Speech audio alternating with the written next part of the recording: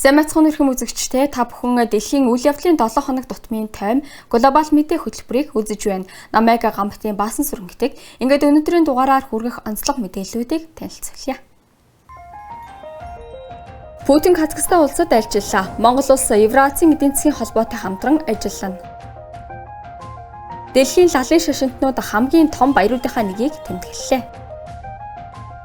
Кокборо яг л сагсан бөмбөг гэсэн үг. Гэхдээ бүгд морьтой, бөмбөгний оронд ямааны тулам. Москва хотын гудамжийг гүүгчид болон дугуйчид эзэллээ.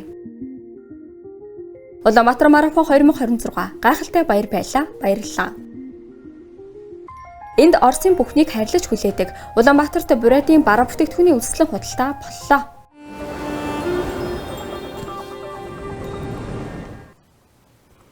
Владимир Путин Казахстан улсад хүрэлцэн ирлээ. Тэрээр тус улсын ерөнхийлөгч Касим-Жомарт Токаевтай уулзаж, мөн Евразийн эдийн засгийн холбооны форумд оролцох юм. Яадаг байгууллага вэ? Хамтран ажилласнаар Монгол улсад ямар ашигтай талаар одоо хүргье. Владимир Путин Казахстан улсад хүрэлцэн ирлээ. Оросын улбаны улсын ерөнхийлөгчийн онгоцыг Казахстаны агаарын цэргийн хүчний сөнөөгч онгоцууд тус улсын тэнгэрт дагалдан нисжээ. Нисэх онгоцны буудалд түүнийг ерөнхийлөгч Касим-Жомарт Токаев мөн хүндэт харуул болон цэргийн найрал хөгжимчид угтан авсан байна. Орос Казахстаны харилцаа маш эрчимтэй хөгжиж байгаа юм. Токаев 2019 оны 6 дугаар сард ерөнхийлөгчийн албан тушаалд орсноос хойш Путинтэй нийт 38 удаа уулзжээ. Казахстаны гадаад худалдааны 5-1-ийг Оросын холбооны улс эзэлдэг бөгөөд хоёр улсын худалдааны эргэлт жилд дээд хэмжээнд хүрч 29 тэрбум Америк доллар болжээ. Харин өнгөрсөн оны эцсийн байдлаар Оросын хөрөнгө оруулалт Казахстаны эдийн засагт бараг 30 тэрбум Америк долларт хүрсэн байна. Который имеет исключительно важное значение. Энэхүү төрлийн альчлал нь манай стратегийн түншлэлийг хөгжүүлэхэд онцгой чухал ач холбогдолтой юм а. Манай хоёр улсын хооронд маргаантай асуудал огт байхгүй. Хамтын ажиллагаа эерэг динамикаар хөгжиж байгаа бөгөөд бид түүнийг шин санаа төслүүдээр байнга баяжуулан хөгжүүлж байна. Хоёр улсын ерөнхийлөгчийн хэлэлцээний гол сэдвүүдийн нэг нь эрчим хүчний салбар байлаа. Талууд Казахстан улсад Оросын төслөөр, Оросын зээлийн хөрөнгөөр анхны цөмийн цахилгаан станц байгуулах гэрээнд гарын үсэг зуржээ. Нийтдээ уулзалтын үр дүнд цэрэг техник, эдийн засаг, хүмүүнлэгийн салбарын хамтын ажиллагааны 16 баримт бичигт гарын үсэг зурсан байна. Российско-казахстанские отношения находятся на подъеме. Орос-Казахстаны харилцаа идэвхтэй өргөжин хөгжиж, эрхтэгч байдал, харилцан хүндрлийн зарчмыг тулгуурлан динамик байдлаар урагшилж байна. Эдийн засаг эрчим хүчнээс эхлээд соёл хүмүүнлэгийн төслүүд хүртэлх хамтын ажиллагааны бүхий салбарыг хамарсан засгийн газар хоорондын, салбар хоорондын болон арилжааны томоохон багц хэлцээрийг бэлтгээд байна. Хэлэлцээний дараа Путин Токаев нар Астана хотод болж байгаа Евразийн эдийн засгийн форумд оролцлоо. Евразийн эдийн засгийн холбоо байгуулагдсанаас хойш гишүүн орнуудын хоорондын худалдааны хэмжээ 2 дахин өсөж, 3 дахь орнуудтай хийх худалдааны эргэлт 72%-аар нэмэгдэжээ. Ирэх 7 дугаар сараас Монгол улс болон Евразийн эдийн засгийн холбооны хоорондын хэлэлцээр хүчин төгөлдөр болно. Ингэснээр манай улс гайлын татвар буурч, худалдааны саад багасснаар эдийн засгийн тодорхой ашиг хүртэх боломжтой болох юм а. Сергей Тучков, профессор Маралма, Iced Global, Арвтлын агентлагийн материалаар бэлтгэлээ. Путин Казахстан улсад ажиллахаас өмнөхөн тус улсын иргэд дэлхийн лалын шашинтнуудын хамтаар Курбан Байрамын баяраа тэмдэглэлээ. Энэ бол лалын шашны хамгийн том баяруудын нэг бөгөөд жил бүр Мекка хотод болдог мөргөлийн аялал хаж өндөрлсөнийг бэлэгддэг. Ингээд баяр хэрхэн болсон талаар хамтдаа сонирхъя.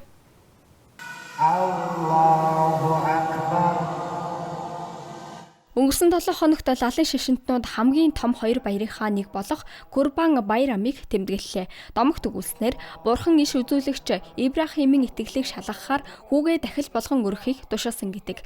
Гэвч эцсийн мөчөд хүүхдийн оронд хонь дахил болгохоор сольжээ. Энэ өдөр инэрл нэгүсэл, сэтгэлийн ариусал, бурханд үнэнч байх, ойр дотны хүмүүстэй анхаарал халамж тавихыг бэлэгддэг.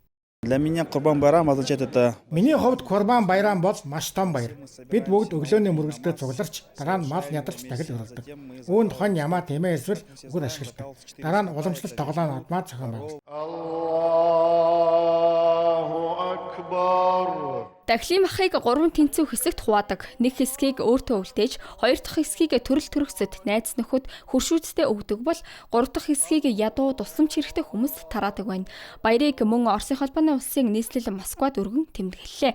Тэнд олон лалын шашинтан амьдардаг.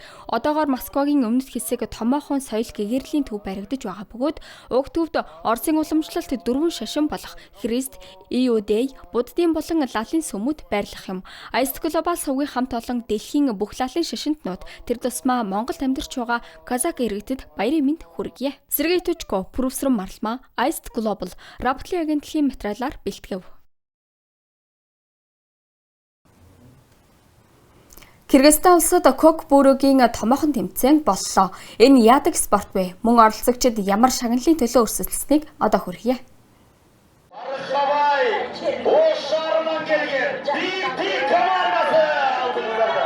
Кыргызын Талас хотод кок бүрүүгийн сонгон шалгаруулах тэмцээн боллоо. Энэ бол нүүдэлчдийн уламжлалт морин тоглоом юм. Оролцогчдын зорилго нь давхиж явахдаа Ямааны тулам булан авч өрсөлдөгчийн хаалганд оруулна. Кок бүрүү гэдэг нь кыргыз хэлнээс орчуулбал саарл чон гэсэн утгатай.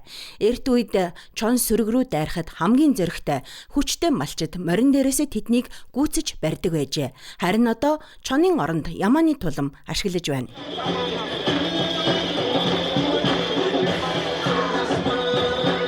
Энэхүү тэмцээн нь 2026 оны 8-р сарын 31-ээс 9-р сарын 6-ны хооронд Кыргыз улсад болох дэлхийн нүүдэлчдийн 6-р наадмын сонгон шалгаруулалтын нэгэн үе шат болжээ. Тус наадамд дэлхийн 50 гаруй орны 3,000-аас дээш оролцогч ирэх төлөвтэй байна. Хөтөлбөрт кок бүрүү, үндэсний бүх, зур харва, ан шуутай ан агнах болон уламжлалт спортын бусад төрлүүд багтжээ.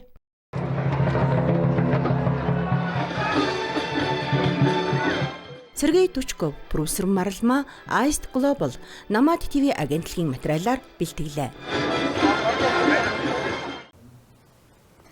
Өнгөрсөн амралтын өдрүүдэд Москва хотод олон улсын спортын 2 том арга хэмжээ боллоо. Амжилт тогтоосон хагас марафон болон хаврын дугуйн фестивалийн хамгийн сонирхолтой мөчүүдийг манай сурчлагаас үзээрэй.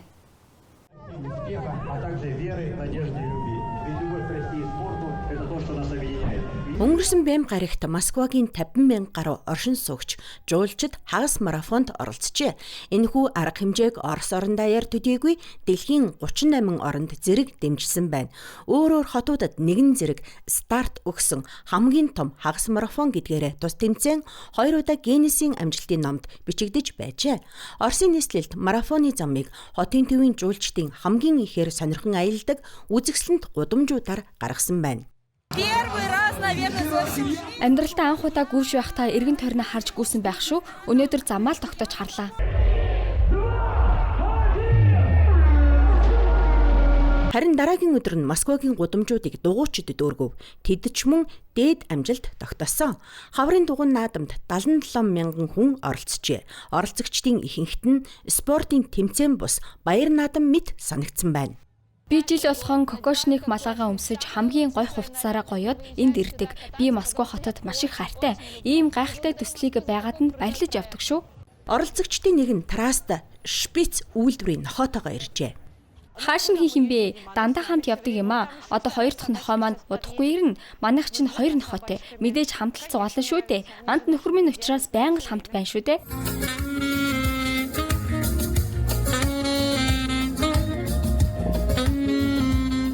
Сергей Тучко, профессор Марлма, Аист глобал Работлын агентлагийн материалаар бэлтгэлээ.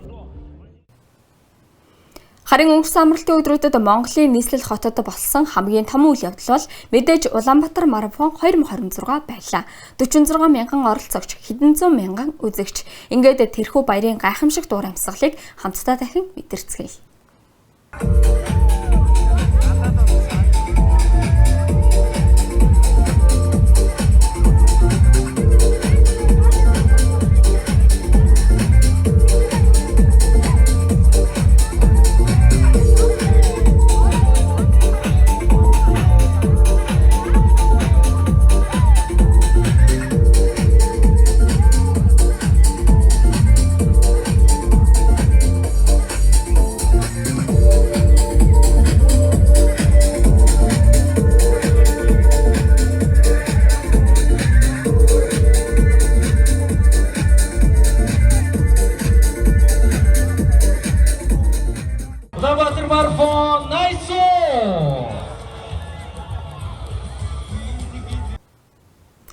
Чанга яригчаар гიშгэлэх Орос дуунууд, Оросоос ирсэн бараа бүтээгдэхүүнүүдтэй лангуунууд, урт дараалал үүсгэсэн Улаанбаатарын иргэд.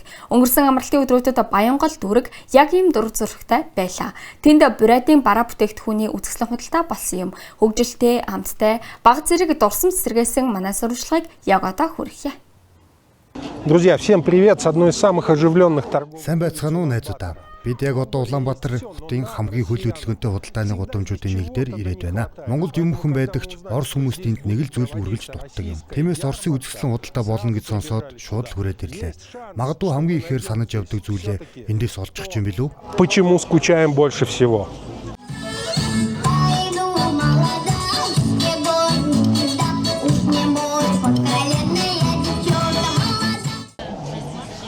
Сайн байна уу? Сайн байна уу? Та юу худалдаалж байна? Махан бүтээгдэхүүн. Энэ бүгд буриад уу? Тийм ээ, буриад улаан үдих. Слушайте, ну вот серьезный вопрос. Без Нэг сонио асуулт асууя. Танаа мах дэлхийд алдартай Монгол махтай өрсөлдөж чадах болов уу? Монголчууд худалдан авч байна уу? знаменитейшим на весь мир монгольским. У вас что-нибудь купили уже монгол? Тэглгүй яах вэ? Одоо үлдсэн л энэ байна. Расскажите, что Ямар бүтээгдэхүүн хамгийн сайн борлуулалттай байна? Нөөшилсөн мах сайн авч байна. Зайдас их сонирхож байгаа нь бидэнд хүртэл гинтийн зүйл боллоо. Бас энэ хямыг хүмүүс их асууж байна. Энэ олон янзын амтлагыг харж байна уу? Из меха натурального баргузинского соболя. Энэ малгайг үндэсний уламжлалаар баргузын булганы байгалийн арьсаар урсан юм. Будаачгүй, өнгөлөөчгүй. Жинхэнэ зэрлэг булганы арьс байгаа юм. Дикий мех. Зургуудыг би өөрөө зохиодог юм. Та өөрөө зурдаг хэрэг үү? Тийм ээ. Та зураач юм уу? Би дизайнер. Монголчууд юу авч байна? 8 хийж чадав уу? В основном все берут русское. Авч байна. Ер нь Орос хэв маягийн бүх зүйлд дуртай юм. Матрешка, гакошкинтай, октын зүрхтэй бүтээгдэхүүн маш их асууж байна. Гэхдээ ийм төрлийн зүйлийг хятадууч бас хийдэг юм байна. Харин бүтээлүүд бүгд өөрийн загвар, интернет ч байхгүй болохоор өрн мөцөлтөө. Сама не авторских нет в интернете, поэтому я все-таки эксклюзивней. Энд юм бүхэн онцгой байлаа. Буриадын үйлдвэрлэгчид бүгд найрамд тулсын засгийн газар болон мини бизнес төвийн дэмжлэгтэйгээр зөвхөн хүнс, хувцас, бэлэг дурсгал төдийгүй барилгын материал, сантехник, бордоо, аялал жуулчлалын үйлчлэгч танилцуулсан байна. Маш их таалагдж байна. Гоё юм хамтын ажиллагаа явагдаж байгаа энэ юуг янз янзын гоё юмнууд ирсэн байна. Сонирхоод явж байна. Вот такие встречи и обмены. Ийм уулзалт солилцоо маш чухал. Улаанбаатар айлгын 14 удаагийн үзэсгэлэн худалдаа болсон. Монголд бид жил бүр зохион байгуулсан. Өнгөрсөн жил Чимгэлтэй дүүрэг болсон бол энэ удаа Баянгол дүүргийнхэн манай тандаж өөрсдийн дүүрэгтэй ч ийм архимжаа зохион байгуулах хүсэл гаргасан юм. Ийм төрлийн үзэсгэлэн худалдаа жилд ганц биш ядаж улирал тутам болдог байгаасаа гэж хүсэж байна. Одоо энэ санааг хэрэгжүүлэх бүгд өгцлийг бүрдүүлэхээр ажиллаж байна.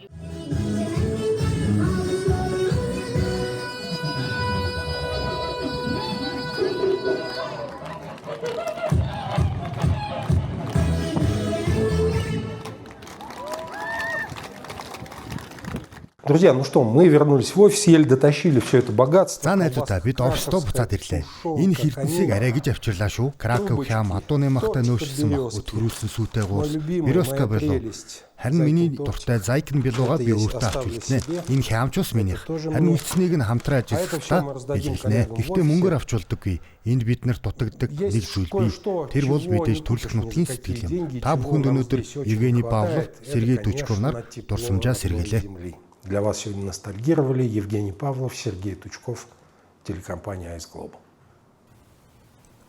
Ингээд өнөөдрийн дугаар өндөрлөж байна. Та бүхэнтэй гамбтын баасан сүрэн болон глобал мэдээ хөтөлбөр хамт байлаа. Шинэ дугаараар ирэх баасан гарагт уулзцай. Өөрсдөө болон дотны хүмүүсээ хайрлаж хамгаалаарай.